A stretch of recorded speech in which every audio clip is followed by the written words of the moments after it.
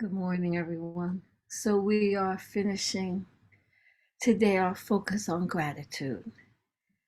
Gratitude is something that opens our hearts, it connects us with spirit, and it reveals our place in the oneness. Gratitude is a response to something that causes joy, awe sometimes, love, fulfillment, peace, comfort, safety, a feeling of well-being. For each of us, the cause or the source of gratitude might be similar or it might be different. But these are things that open our hearts. Where there's gratitude, there's love. Take just a moment, if you would, and think of something or someone that you are grateful for. And don't limit it to just one if more than one comes to mind. Just take a moment.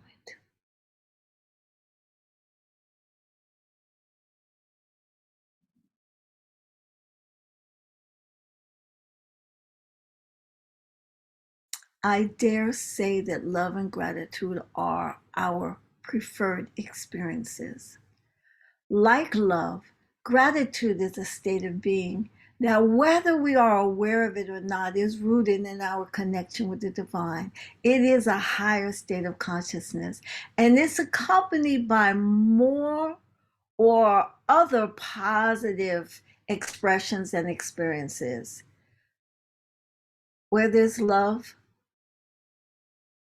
there is often awe. Where there's awe, you will often find beauty, reverence, respect. Where there's fulfillment, you'll find peace and comfort. Joy's running buddies are love, gratitude, and fulfillment. If you have one or more of the others are at hand, they're close by. The thing about being made in the image and likeness of God is that we are creative by nature. We have choice and we create, generating experiences from our beliefs and our energetic atmosphere, the feelings that we allow to express, that we allow ourselves to experience.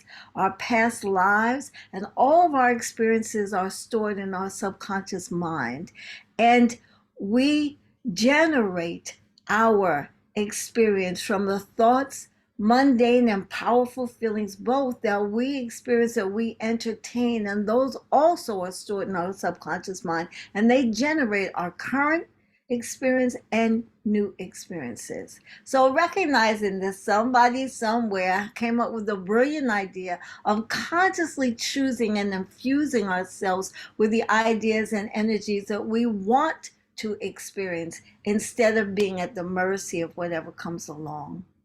Just by choosing and acting upon our choice, we can bring something into our experience.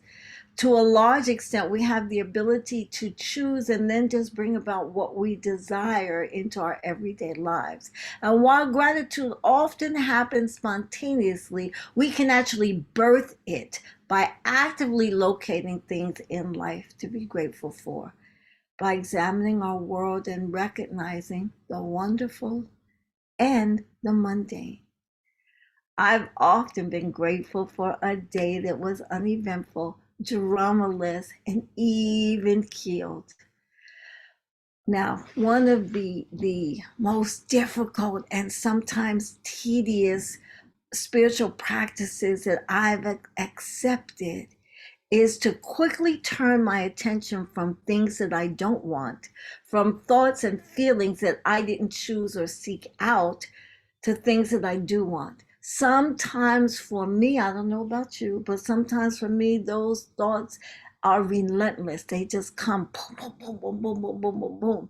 And it can be quite something for me to shift and turn and focus on something more positive. And one of the things that helps me tremendously is finding something to be grateful for, is shifting my experience to something that I'm grateful for, that has touched me, that has moved me, that has nourished me, that has empowered me, that has changed my life. When we are thankful or grateful, we are acknowledging something, we are appreciating something, and therefore we are affirming it, whatever that thing is. And it helps us to generate that energy or that expression, that experience. And through our gratitude, our thoughts, our feelings, our ideas, the attitude that we have about it, we can actually generate more of that. So not only do we feel good, but we have the added powerful benefit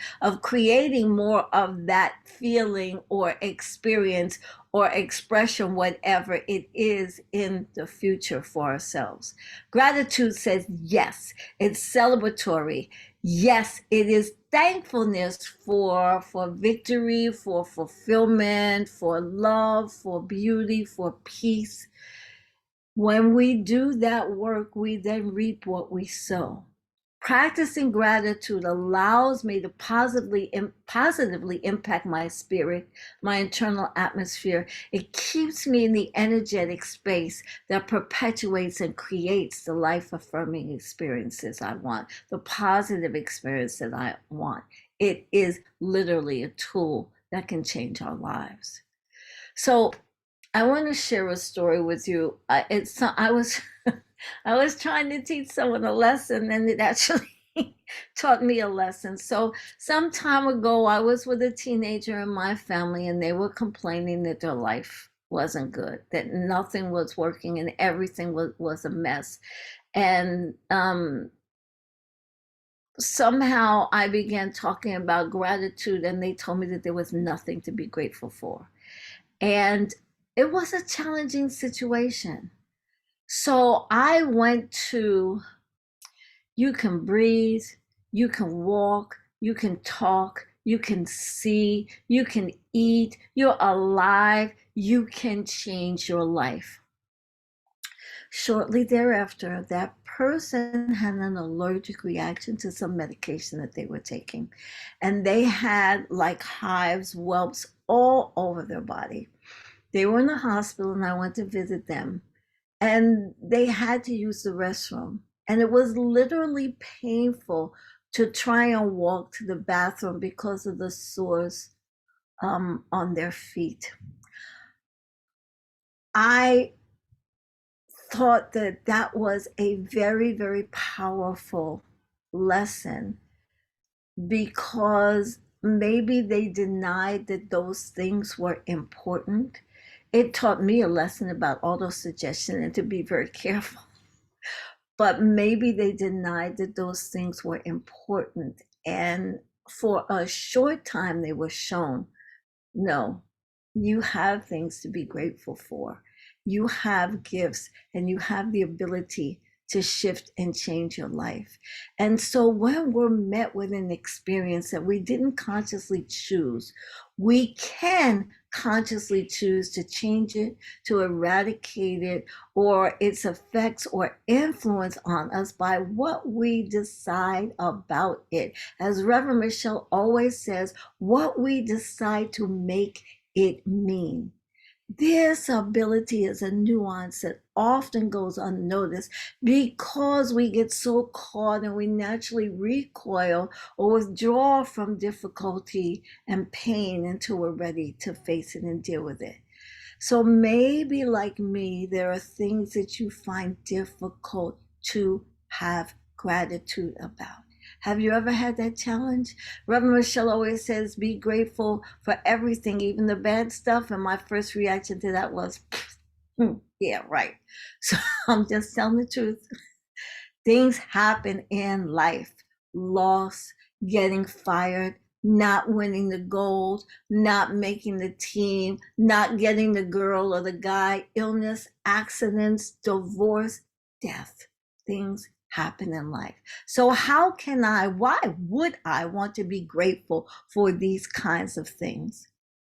The thing is, if we can find something good in the tragedy, a silver lining, some small thing to be grateful for. It shifts the energy. It empowers us. It reframes the situation or the conditions so that we're not so negatively impacted by it. But you can't fake this. It has to be authentic. The difficult inner work must be done. It has to be real to create a healing in our spirit. Things that ring true in our hearts and our minds and our bodies connect us with God, with the divine. It creates the awareness that I am not at the mercy of this condition or situation, no matter how bad it seems. So when we focus on the things that enrich us, that make us feel grateful, we can make such a difference, but it requires that we use our tools and intensify our gratitude practice. So know well what you are grateful for. Expand your gratitude. What are your tools? For me, it's music.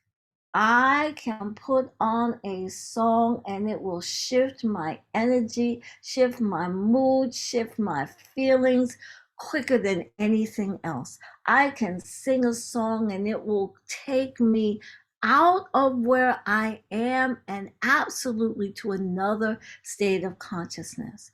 Nature also does the same thing for me. I I I find so much, I don't even know what it is, but something happens in my spirit. It's like, you got a dirty window and somebody's cleaning the window. Something happens in my spirit when I'm in nature where I get nourished, where I get soothed, where I get fulfilled. And I experience such beauty and then go right to gratitude, go to gratitude and appreciation. And also for me, it's the little ones. I can't even put into words what seeing a smile or hearing something like only a child can say that comes out of their mouth. I just can't even put into words what that does for me. And so I want to share something with you. Give me just a second here.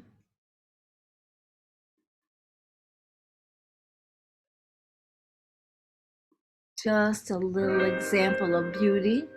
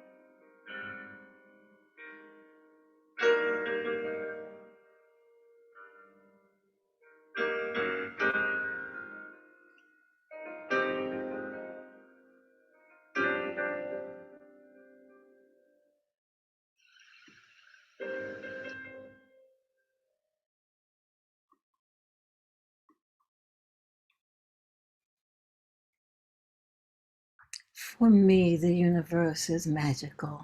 It does so much when I look at God's creation and just ponder the intelligence that it took to create this. So I wanted to share something. I am always in awe of the synchronicity that occurs. My experience, mostly in this teaching and things that surround our center. Um, I had no idea what Reverend Dawn Lee's talk was going to be like or to be about. And I was struggling up until I went to sleep last night with how to end my talk. This morning, Alfred Robinson's mom made her transition. She returned to the light, she returned to spirit. And now I have learned that Dawn Lee lost her niece. And the question of how we can be grateful with such huge loss is so obvious today. Dawn Lee stated it, and it is an experience that each one of us will have if we are living this life, because part of life is making our transition. It's leaving this life, this experience. And so what I offer to you that has helped me, it may be different for you, but what I offer to you that has helped me is to be grateful for the fact that you had this person, the fact that for whatever time you were able to experience them and be in a relationship with them and love them, and to be grateful for the things between you that brought meaning, the things between you that were fun, that were loving, that nourished you, and that you have that with you now through the rest of your life. And it's not going to erase the pain, but it will help to remember the good stuff, the wonderful stuff, and to be appreciative of it. I remember an experience with my grandmother.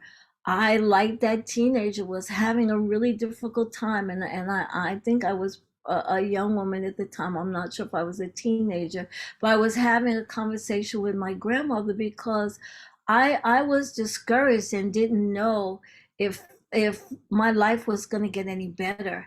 And my grandmother, we had been in a conversation, and my grandmother was leaving. She was going into another room, and she walked down the hall, and I said something like, well, as long as you tell me it's going to get better, then you promise me it's going to get better.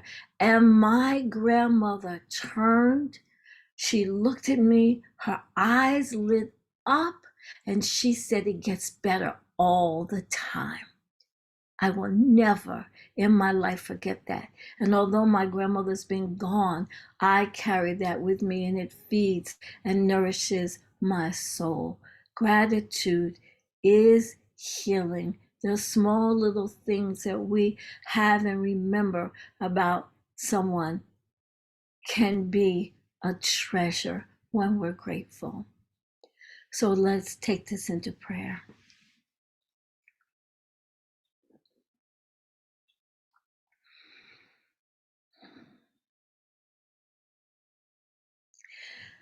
So, what I understand is that there is a divine power and presence that is absolutely perfect, whole, complete, and all powerful. It is infinite and unlimited. It expresses in and through and as all of life.